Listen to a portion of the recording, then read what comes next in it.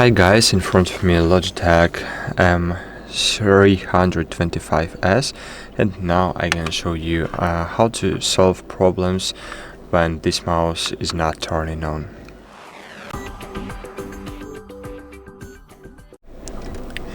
So at the very beginning, just check is your mouse enabled or disabled. Here, as you can see, you have a switch and it have off and on. When you turn it right, it's enabled. Okay, but then if it's not working, just check does it have battery inside. So if you have, so it's okay, but battery should be installed properly. So here on the battery you have two sides, flat sides and not flat sides, plus and minus. Okay, so flat side should be inserted inside the mouse in this way, as you can see.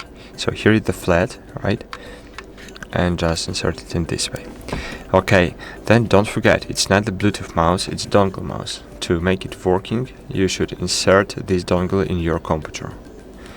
Okay, if you don't have dongle, so unfortunately it's not possible to use this mouse without the dongle.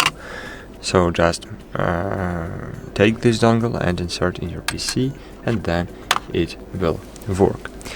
That's it guys, hope this video was helpful for you, and bye, see you.